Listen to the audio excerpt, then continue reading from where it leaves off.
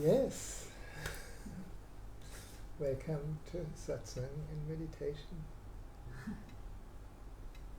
and a warm welcome to all the friends that are joining us today, tonight, this morning, depending where you are, for this gathering. It's always a gift for me. It's a very selfish gift to sit with you in presence, in physical presence and in virtual presence, because it helps me to remember the essentials.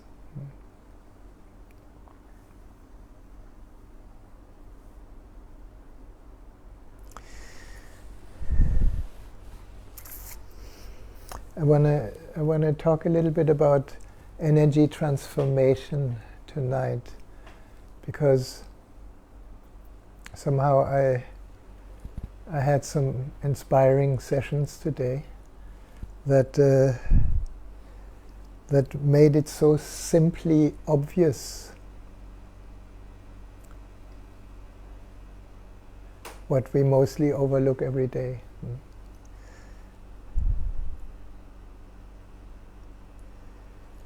How does identification function? Identification functions when we believe to be something, usually something limited, something of form, something of substance, something that can be perceived through the mind, through the senses, through seeing, hearing, touching, smelling, tasting. And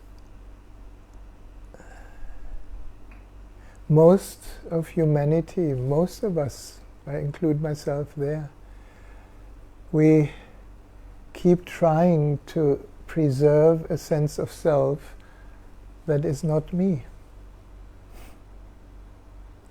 But we believe it's me. We create a sense of me out of it, because then at least, when somebody says, well, this is me, I know who I am, most of the time it's not who he or she is. Most of the time it's a conglomeration of past experiences and thoughts that create a certain interpretation that then becomes more solid the more we repeat the story. Me, let's say the false me, I call it false, don't be offended, is an interpretation of a fact.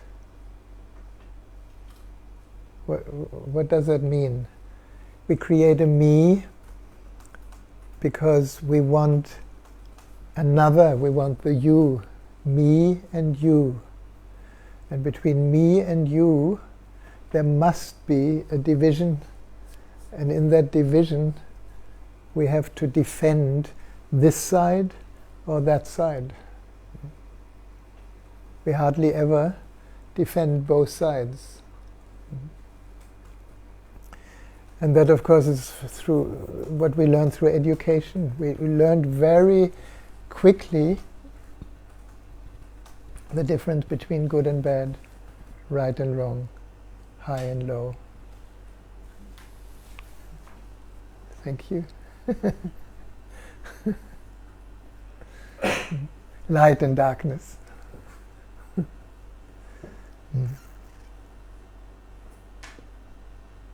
Does that make sense so far? Are you following, or I'm just rambling?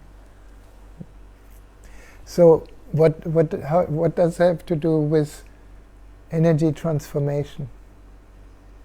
Energy is one. And energy can take any form. And we create a sense of me through specific forms, through specific stories, through specific mindsets, through specific beliefs, through specific identifications with a story, through ideals, and we defend it through our strategies to cover up usually emotions, not just negative emotions, also positive emotions. So what can happen in the outcome when we turn in, when we stop making the world, other people, things, circumstances responsible for how we feel?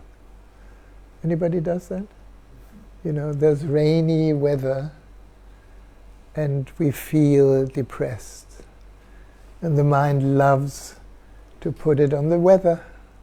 And everybody is in agreement, you know, we missed our summer, and through that missing of summer we are a victim. Please come in. Welcome, welcome. Anywhere where you find place.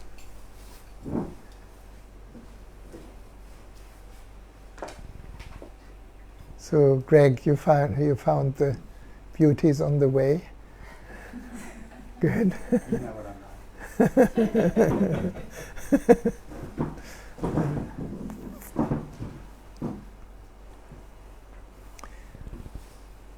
So for the new friends, you're very welcome. This is a kind of a live recording, so it also goes out into the world. So eventually, if you want to say something, just be aware that the world listens. If you don't want to be listened to, don't talk. But you're very welcome to be listened to through questions or anything.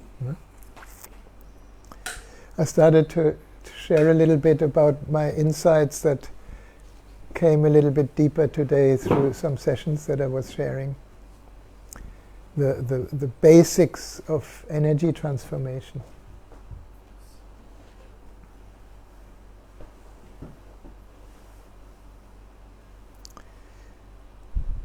We were looking at how do we create a me that is not really me. Everybody does that. And of course it starts in childhood because we don't know who we are. We are obviously, every child is, but that's not enough. Our parents and society in general is very, very keen to give us labels. And the first label is perhaps the name, you know.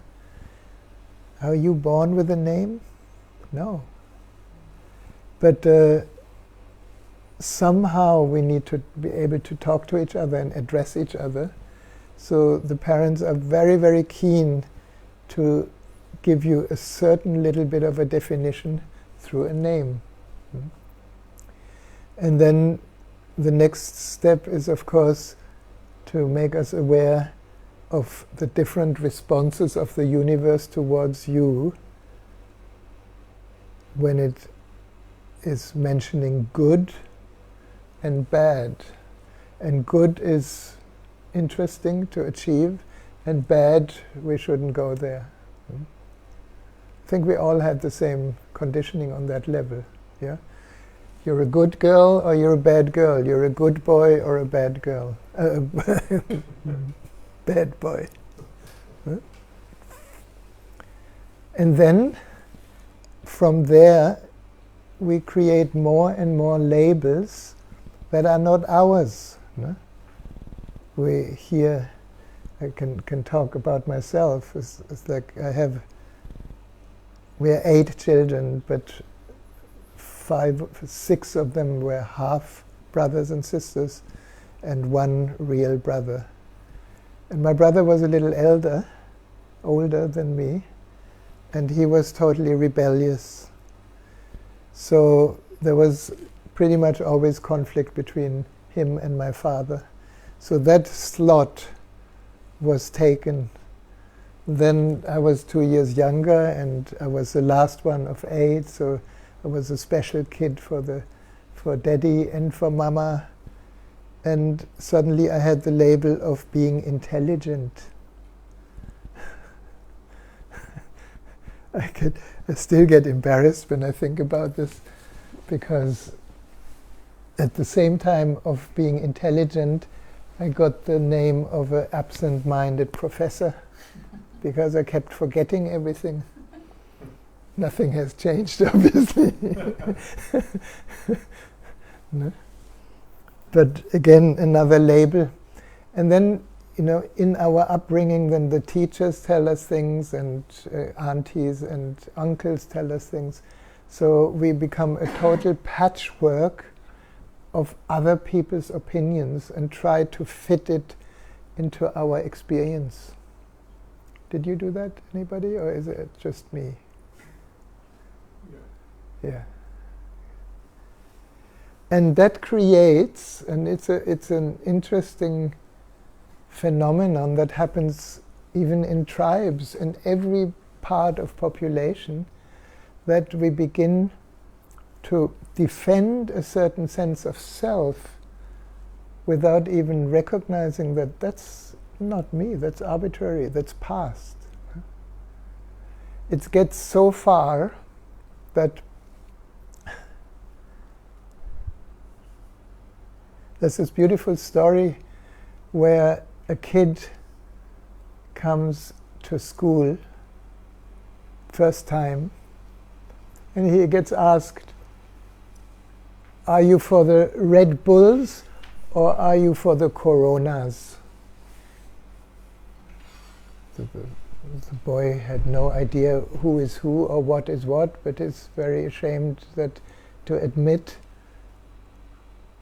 And then he said, "Red Bull." Then he started to identify with Red Bull and immediately joined the group of Red Bull that were then antagonistic to the Coronas. And that antagonism continued over the years. The tribes, the teams, football team, basketball team, hockey team, sailing team, skiing team. There's always this group and this group. And if somebody attacks my group, I get furious, not even recognizing that it has nothing to do with me except for an accidental embarrassment that I didn't know which group I should belong to, and I made one up. Do you do that? Did you do that? No? And it can be anything. It can be the revolutionary. I mean, look at ScoMo and and Albanese. Everything goes easy with Albanese. No? Everything is disastrous with ScoMo, and vice versa. So the play of identification just continues and divides the whole world. The whole idea that maybe, because of my accent, you may have noticed I could be German. No? So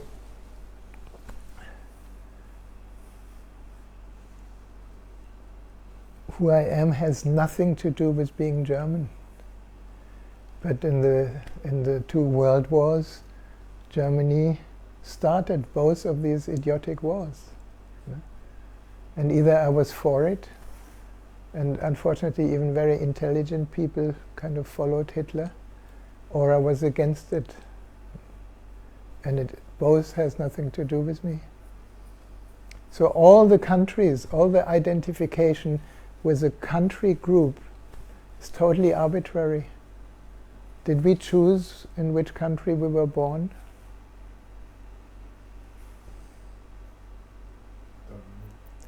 Don't know, no? And then it gets more idiotic that they tell you now you have to sacrifice your life for your country. And it happens in Ukraine now, it happens in Russia, it happens everywhere. Welcome. Just find a place. I think we just have 2 places for you here.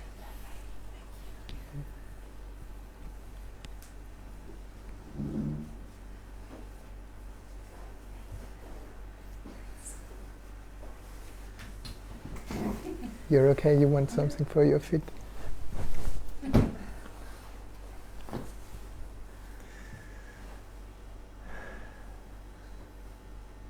So we were talking about identification and realizing that who you thought you are is not you. To keep it short. No? And to elaborate on it is like we have so many labels to defend a sense of me that is totally arbitrary. And the me gets more rigid the more we believe in it. No? At the beginning we are kind of more fluid, but later we learn very quickly to defend ourselves. And what do we defend? We defend opinions, we defend mindsets, we defend belief systems, we defend our religion, we defend our country. And it goes as far, and when you just came in I talked about this, that we feel honored to defend an illusion and risk our lives for it. Like becoming a soldier or becoming, going into the military, and we are very proud that we can stand up against what? Here, at least in the Byron Shire, people use sometimes the phrase, we are one. So if I am you and you are me, what is there to defend? What is there to fight against? What is there to assert?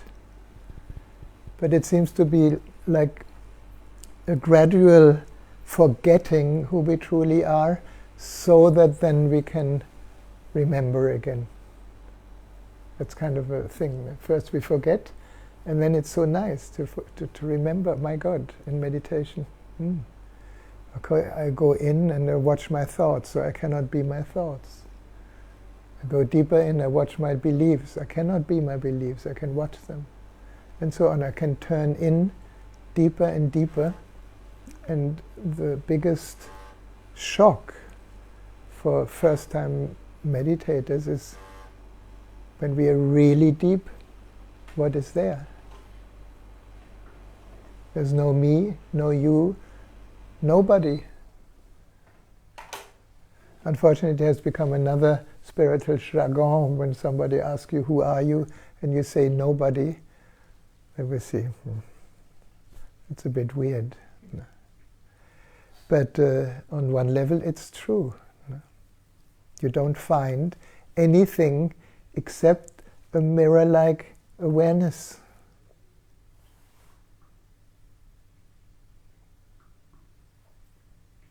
And the mirror-like awareness is, it mirrors our mind. Whatever you think, you see that. If you move behind the mind, what is here? Who am I? The famous infinite question. And it gets more interesting because we all are alive. So in one way or the other, we want to enhance the quality of life. Do you? You're all here in one of the most beautiful places on the planet. Somehow you must have wanted to enhance the quality of your life. At least that's why I'm here.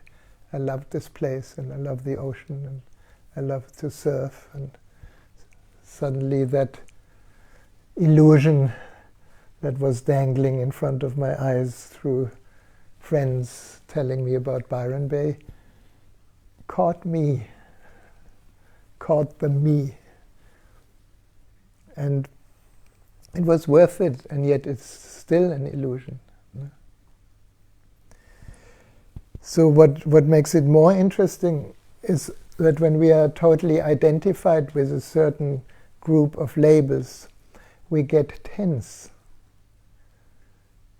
Is anybody tense? Sometimes.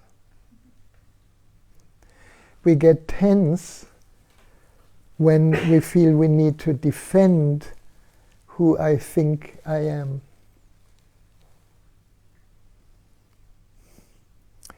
And at least in my youth, I was always told, come on. They called me Fritjof at the time, or Free. Come on, you have to defend yourself. Because I was beaten up as a kid in school, in the early school years. And I was told, the only thing I could say is I forgot. I forgot to defend myself. It was kind of not in my program somehow. It came much later that I defended myself and threw out all the anger that I found. So where was I? We are looking to enhance life. And unfortunately, most of us, in order to defend our false sense of self, we prevent life to freely flow. If you're angry and you learned don't be angry, you hold anger back. And if you hold it long enough back, you have to either become a soldier and kill other people to release your anger, or you need to go into a boxing club, or you go into therapy and beat a cushion, which is kind of a little bit more healthy. Or you actually use that energy to express itself in the most alive way possible without hurting anyone. And that is all the really great sports, I would say. Mountain climbing. For me, it was mountain climbing. I could release my energy. It was ski racing. It was sailing racing and traveling. Feeling alive. But of course, there were many other energies that were also bottled up. And what is interesting, how the concept of energy transformation came into my consciousness, because I never quite understood what is meant by it, is through a very simple experiment with myself. Of course, with the help of being in a Buddha field, living in India with Osho and meditating every day. That if I was suffering about something, and at the time I was suffering because we came to Pune, and after 10 years of a beautiful relationship, my girlfriend, without saying anything from one day to the other, was gone with another man. And on that evening, Osho talked about that our suffering is bogus. And I was totally angry. I was so angry. How can he say that my suffering is... My girlfriend left me after 10 years. We were not even fighting. We just came out of a meditation group, and that was it. So it took me many years to understand that my suffering was bogus. So, how does this stuck energy that I didn't even know came to a change, a transformation? And this is what I share in sessions mostly, and it still works incredibly. It's like we have the physical body, and the physical body is the best barometer. We have tensions in the shoulder. When I was 6, I had a stomach ulcer, so stomach pain. I had early kidney problems because there was so much fear. And so body symptoms, if we meet them rather than try to get rid of them, begin to allow the energy that maybe have been hidden in the body and you didn't even feel it anymore to have space to be felt. Did anybody here already did some emotional release work, or just opening up to your childhood sadnesses and anger and betrayal and all that stuff? So all that is fantastic work to help you to actually reconnect not with your idea what should be, which many people then create out of this, but to be with the isness of things. Now that sounds very simple, no? Because what is. But it's very difficult because we mostly want something else than is. So when we dare to want what is in the body, then some quite magical stuff happens, because the body brings to the surface what we before used the body for to repress. So from repression to expression. And the first expression is then usually through the physical body. Osho was very genius in that by developing some very physical meditations, dynamic meditation, for example. And then, if you have experienced this a little bit, you probably realize that there's a whole wave of emotion that was hidden behind the rage that surfaces. So we could say first chakra, body, it moves to the second chakra into emotion, into feeling. When we open to our emotions, when we really feel the sadness and the betrayal and all that, not as a story in the head, but as an energy that kind of takes us over, then we are bound to move into a different dimension of energy. If it goes into the third chakra, we find our fighting spirit first, and then we find, literally you find the energy moves here, and very often we hold energy in the third chakra, in the solar plexus. And this is where we kind of develop all our favorite power trips. Anybody has that? What is that? We compare ourselves. Anybody does that? Yeah, either I'm higher or lower. We compete with each other. Since childhood, we were told to compete.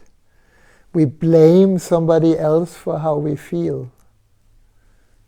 You do that with your relationship? It's your fault. You know that. No? Yeah. Yeah. We feel guilty, and guilt is also connected to somebody else that appears to be more virtuous than you. So comparison, competition, judgments. Is anybody judging anyone? All the time. Your mind is a judging machine. No? You go on the road, today in the market, you look at people, beautiful, ugly, not well-dressed, well-dressed, very nice, impossible, dung, dung, dung. We go around and judge. No? So what do we have? Comparison, competition, judgments, blame, inferiority, superiority, victim. Anybody likes to be a victim? We don't really recognize so much that it's also a power trip. Because I'm your victim, and you hurt me. And there's all these court cases, these strange court cases that have no base except mind. So when that energy is actually recognized, we can't stop judging, but we can become aware of it, we can embrace it, we can welcome it back home. Then the energy naturally moves to the heart, and it's you can feel it, you can touch it, you can experience it. Wow. Here I was kind of very, very disturbed, and suddenly everything opens. And today I worked with somebody who went through all these stages, and then I asked, well, what is here now? And she said, my throat.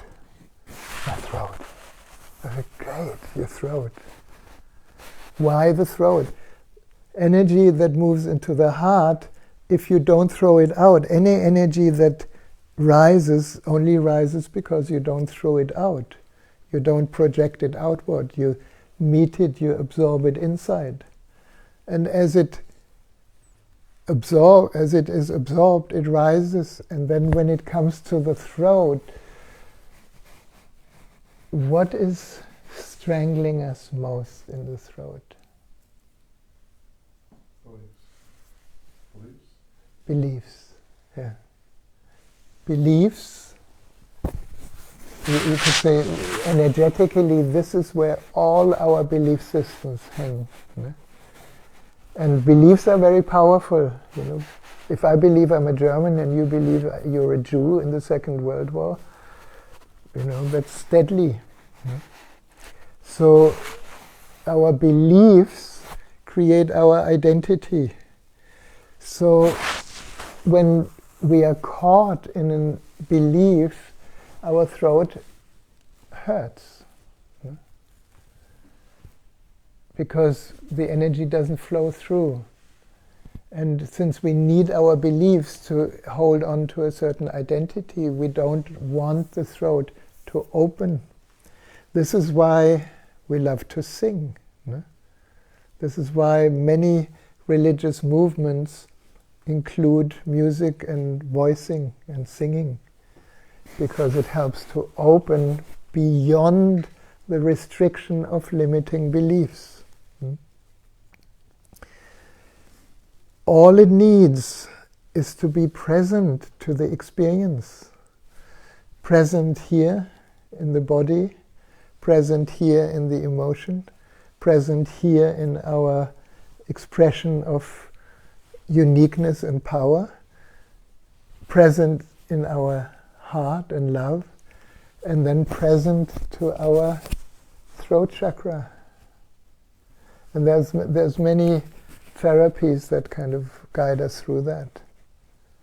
But mainly, you know, nowadays mantra singing is very, very common and beautiful practice to allow the throat to open to something beyond the little me, because belief is also believing into in the formless, in God, in existence, in, you know, whatever you call it, no? The Tao. So suddenly the restriction of form becomes available and dissolves to open to the formless, which we call grace. And when grace opens, it's not anymore my will, it's the will of the divine, of the totality.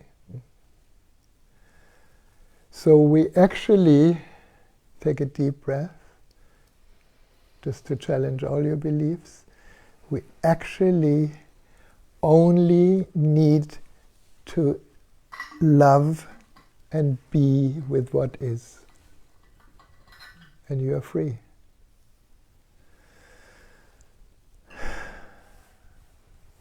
Not to use it as a ideal, I should be with what is. Killing is allowed. For mosquitoes only.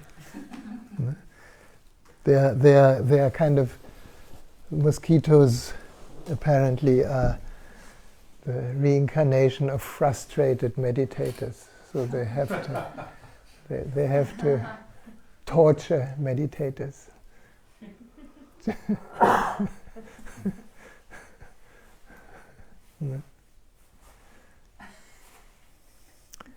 So that was a long talk to just tell you, be what is.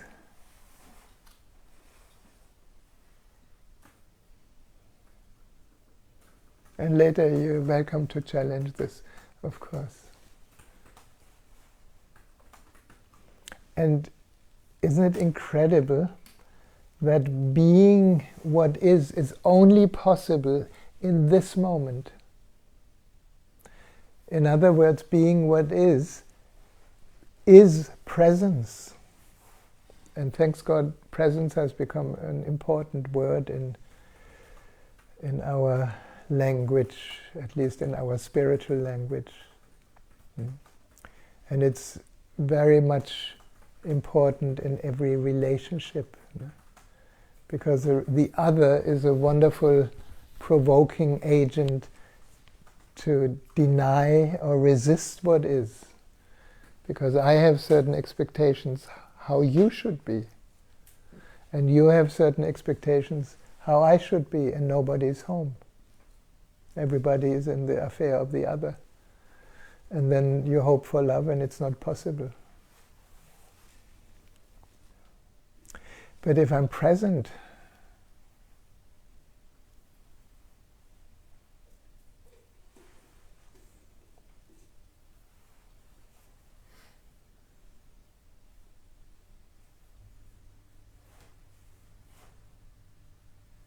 that's it.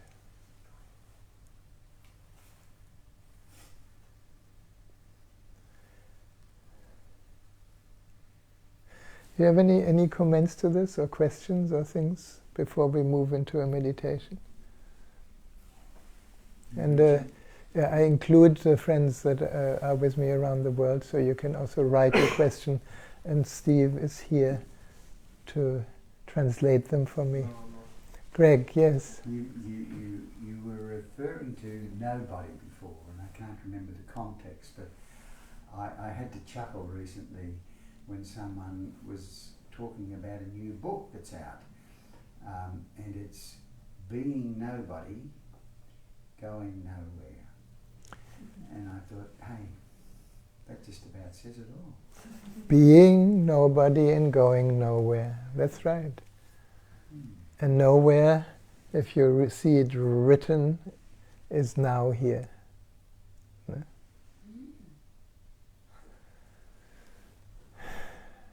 It's funny that we need to do these long talks just to land in where we already are.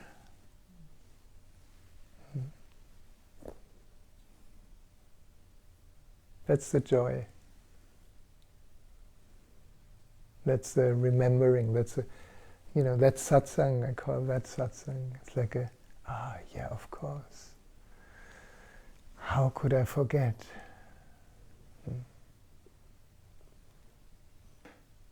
You're talking about the false self, right? Yeah. What are some other words? Where? What are some other words for the false self? The other words for the false self, ego is a good word, but ego has such a bad connotation. It's like you are just in your ego. It sounds like it's a horrible thing. No, it is just like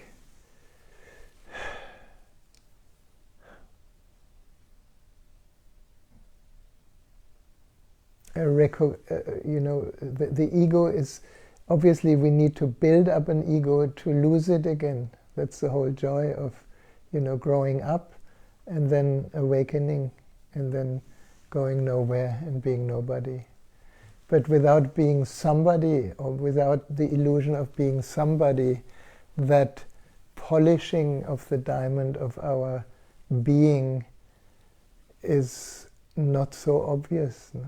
For some people it is, like, there are some children that are born absolutely unidentified and stay unidentified.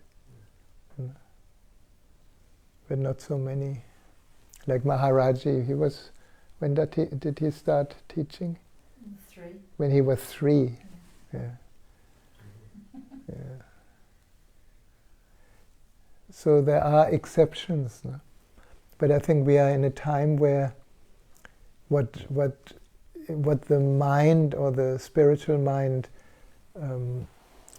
puts into something unachievable and super special, and has the word enlightenment, is not so special at all.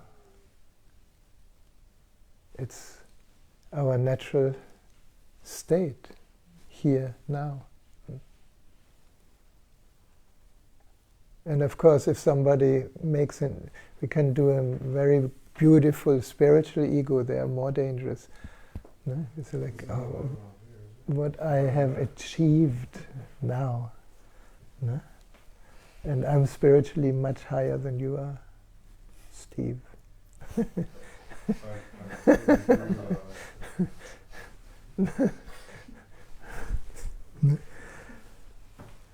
It's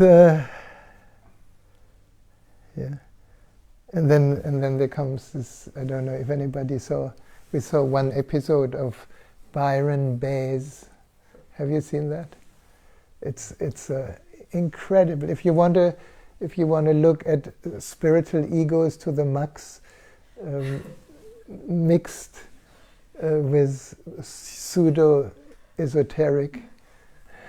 I hope you're not the actors in there.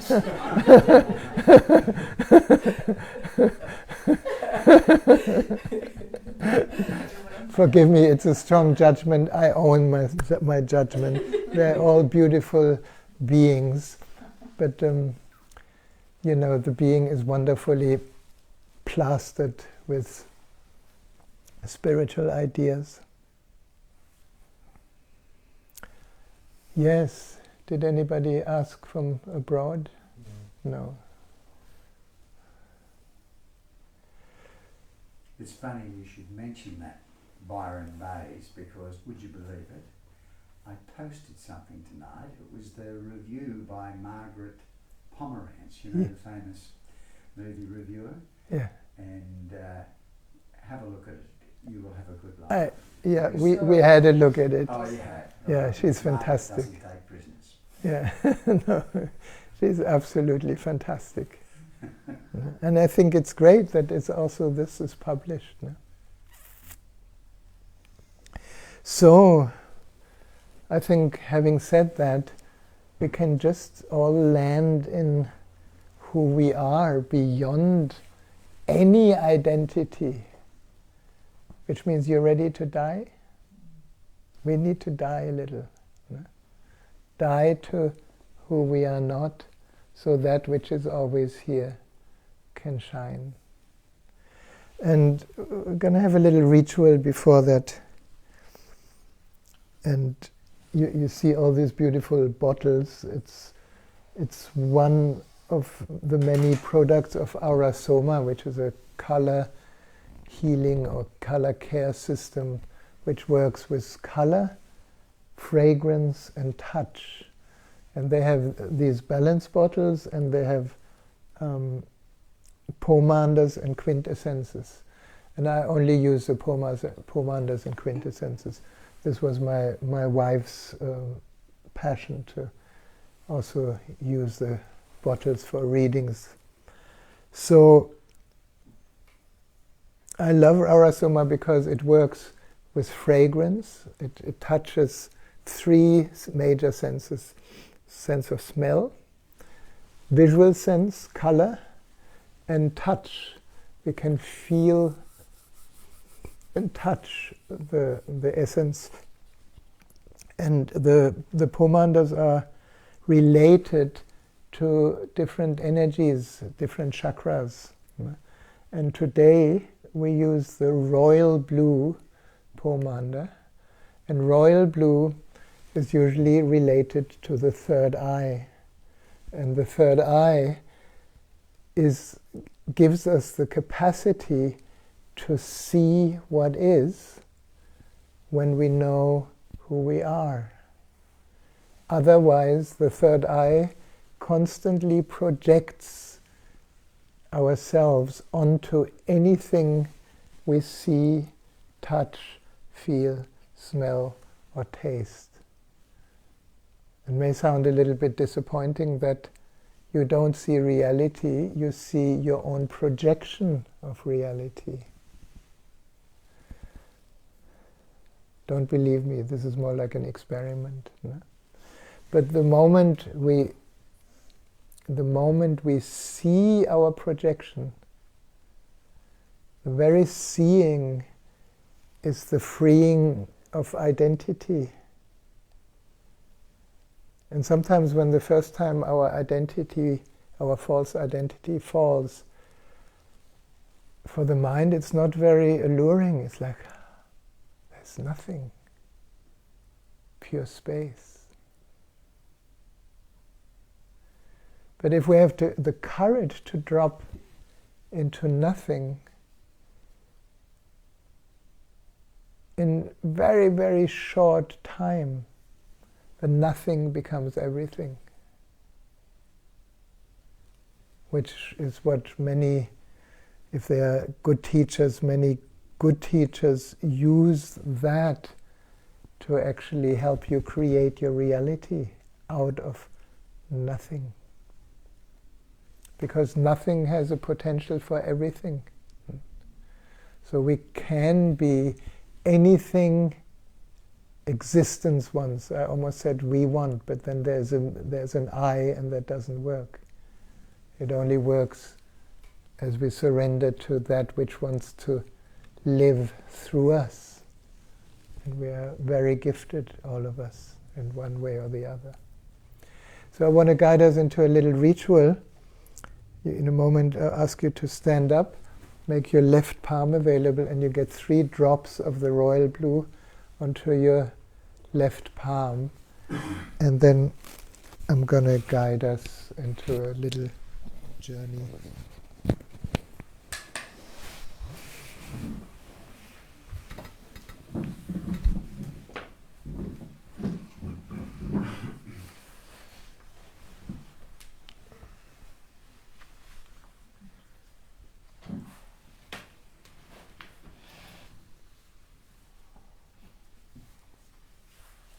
So when you receive the royal blue, let it be like a tuning fork for rub your hands together and letting it be a tuning fork for seeing reality as it is.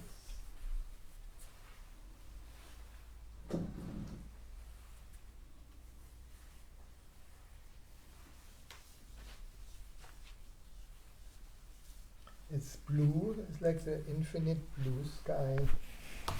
Oops.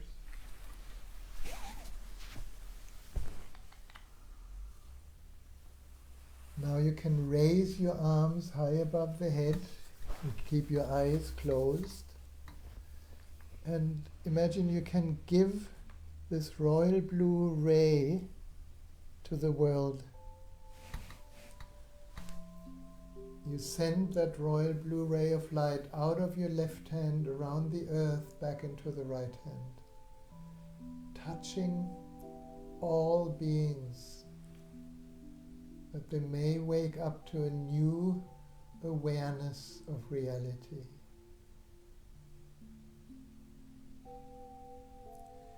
And then you can hold your palms above your crown facing downward. Imagine you're standing under a shower of royal blue light, the whole deep blue sky showering on you. And then just as we wash the body with soap and water, we can clear and clean our aura through the temples, through the back of the head, through the frontal area.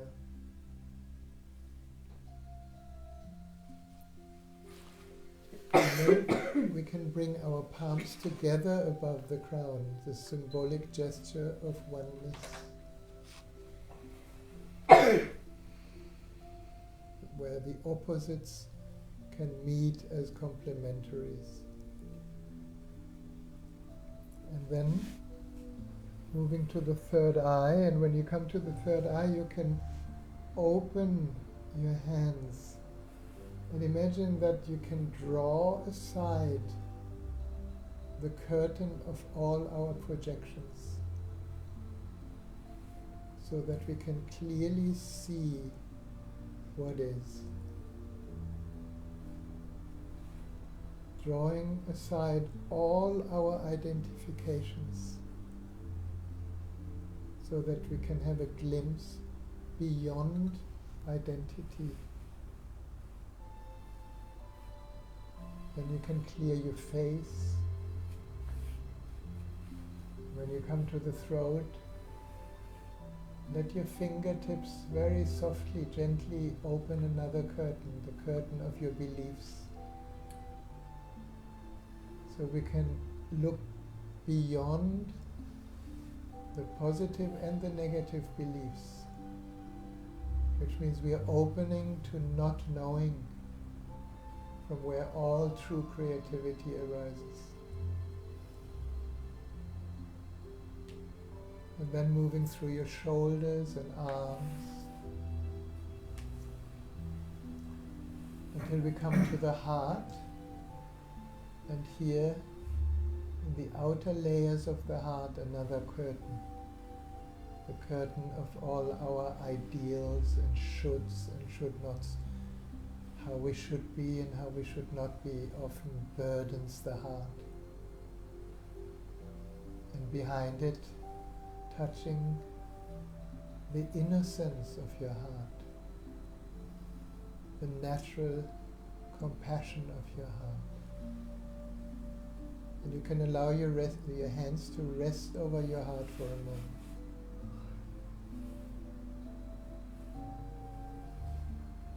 Until perhaps you touch the empty heart, that open space that in Zen is very beautifully described. The wisdom of the empty heart. And a deep breath, and we can move on to the solar plexus. And here we can let the royal blue be the agent through which we can release our armor, all our strategies and defense mechanisms to protect the ego.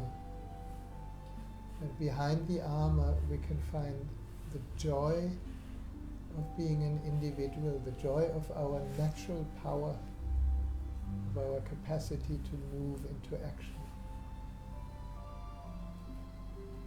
And then moving to the lower belly, allowing the royal blue to give space to all our emotions, and also the emotional wounds that many of us carry, that they can surface, be held in the sunlight, in the fresh air, in the rain, and naturally heal. And further down to the first chakra, connecting with our natural aliveness, our natural sexuality, and along the legs, all the way down, until you touch Mother Earth. And this is a good moment to let go of everything you have become aware of all content.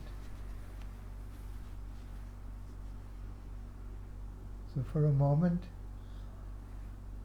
it's like the bathtub. When you open the drain in the bathtub, let it all disappear into the earth. So for a moment, we are empty. Empty, empty, empty.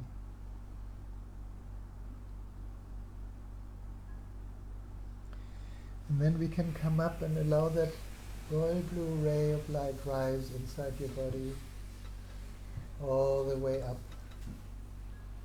just filling you with the inner sky until you spread your arms and feel how the inner sky and the outer sky is one sky.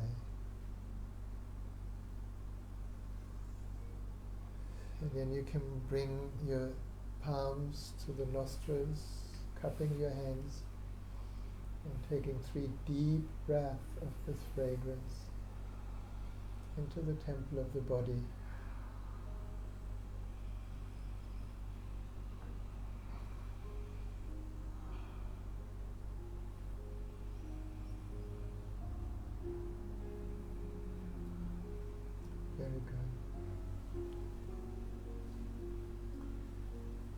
and then we can sit.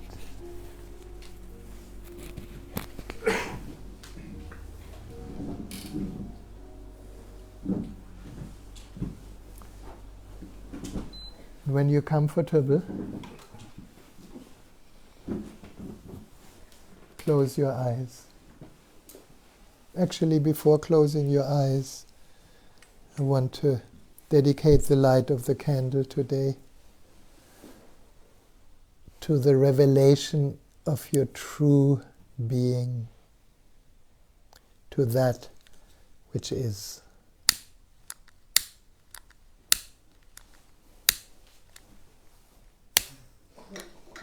It's challenging sometimes to recognize it. Thank you. Let's see if we can do it this way. Yes.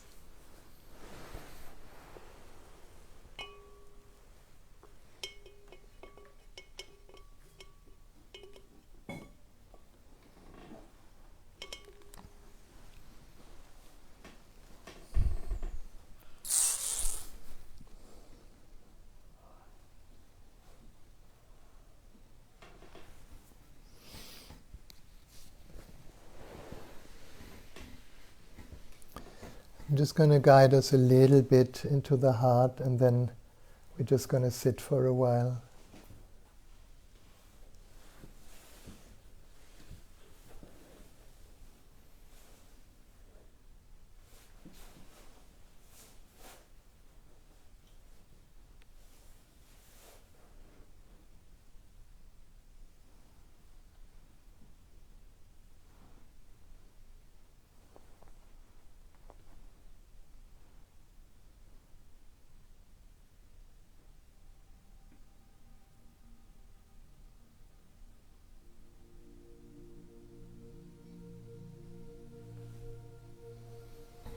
Yeah, just this moment. Feeling your body sitting here, feeling that support of the cushion or the chair you're sitting on.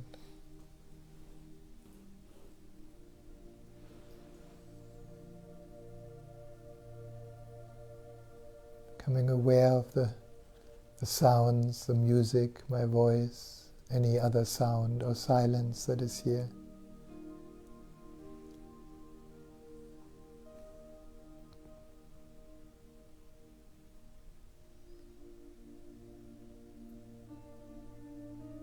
Noticing the flow of thoughts, maybe many thoughts, maybe few thoughts.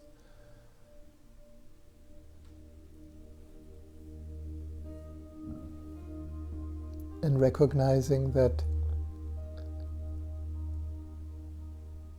the moment we are aware of thoughts, we are not the thoughts, we are the awareness.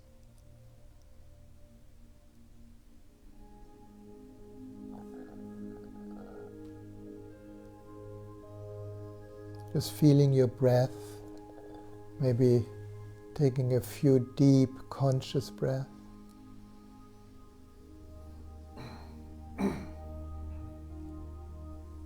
All these different support possibilities for presence. When we become present to certain sensory experiences, like feeling, listening, hearing, we are present. And mind, with its interpretation, can go to the background.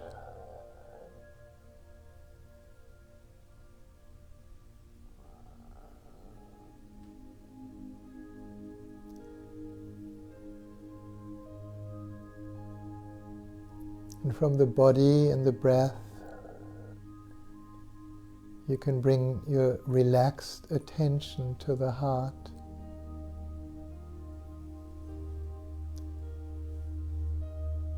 Feel your heart.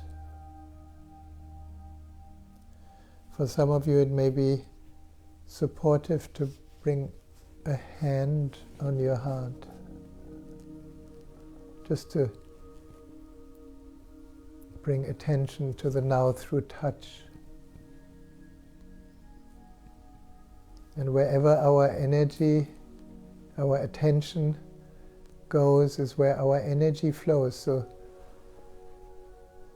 when your attention goes to the heart, you may feel or get a sense of the climate in your heart. Does it feel open? Does it feel tense? Does it feel relaxed? And whatever you notice, don't judge it, just welcome it, just absorb the experience as it arises.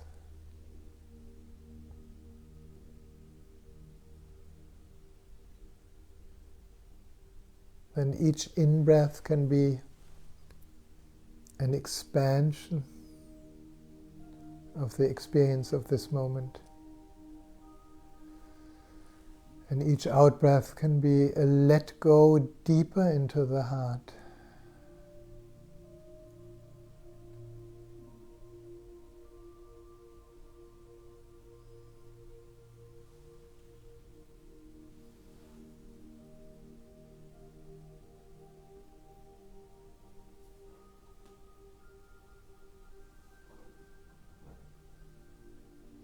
And in that natural deepening with each out-breath,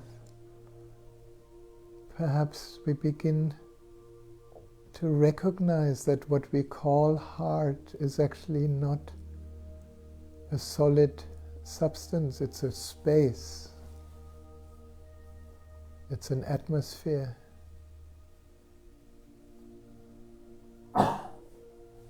It's a climate. And in many cultures, the heart relates to love, to compassion, to silence, to sensitivity.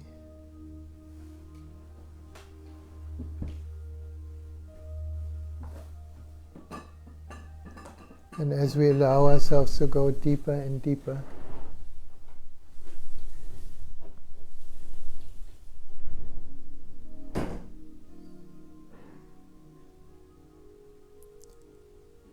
we naturally melt deeper than thoughts and deeper than feelings.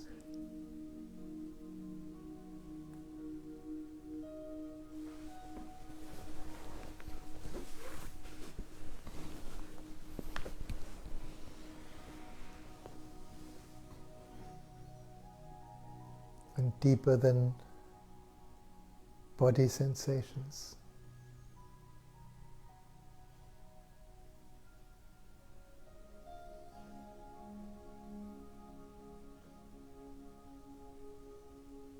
And deeper than the breath.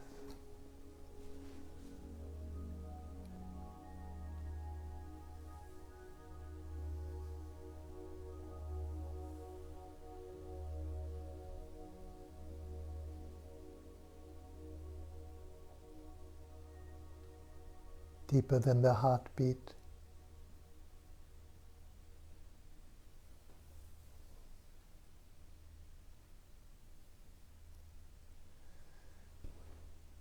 Deeper than all experiences.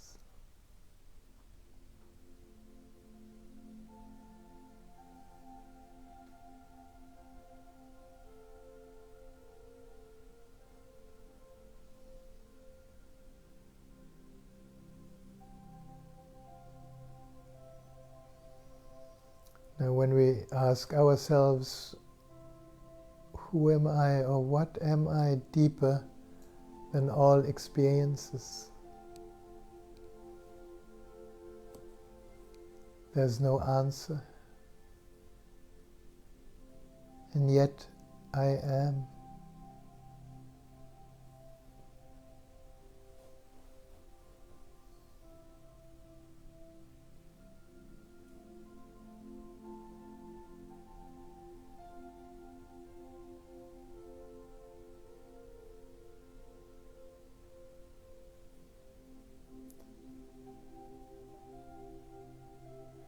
Rest here.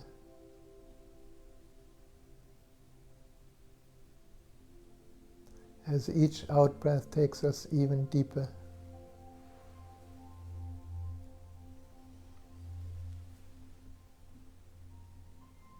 And we will sit for about 15 minutes, just deepening, allowing whatever arises to arise, allowing whatever disappears to disappear.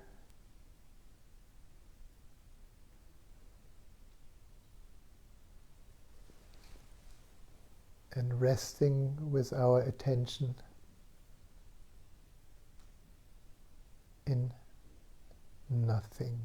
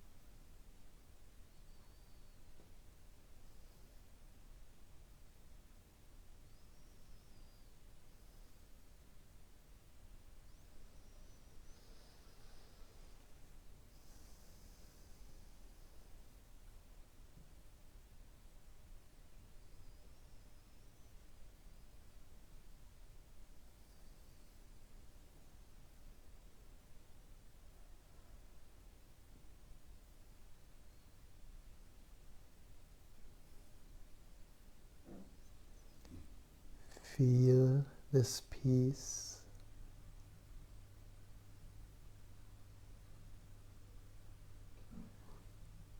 Drink this silence.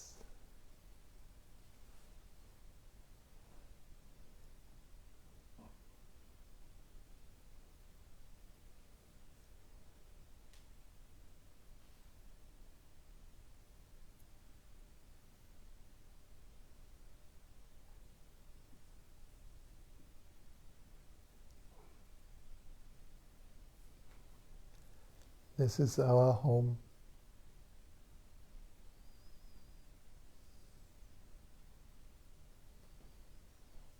Every experience can come here and leave from here.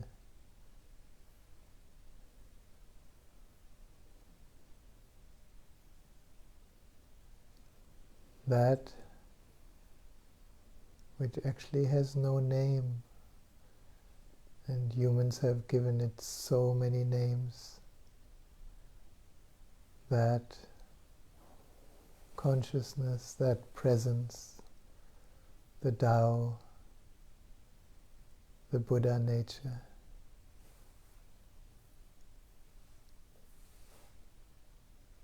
is who we are, and that never comes and never goes.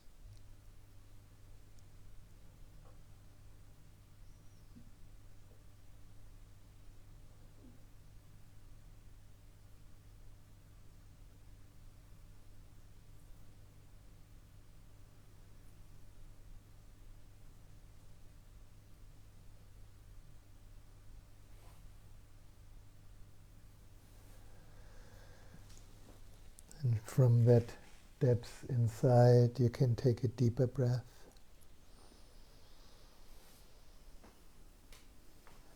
Gently becoming aware of the body again.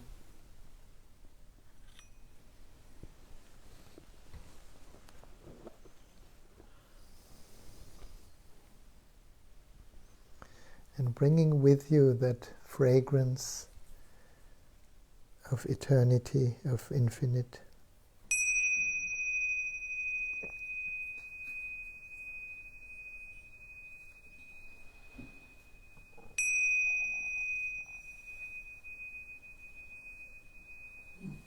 Another deep breath, maybe a little stretch.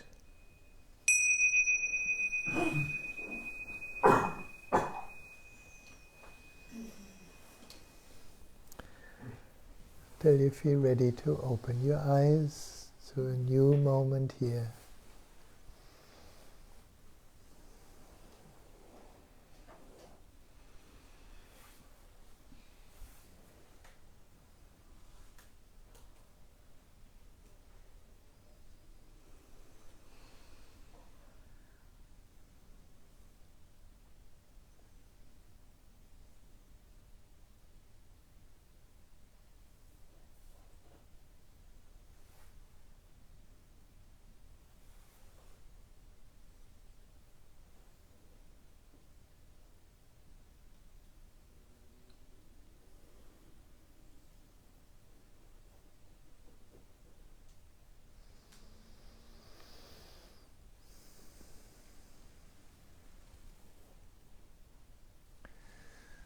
Yes. Anything you want to say? Any questions that came up? Any reports? That includes the friends who join us from on Facebook Live.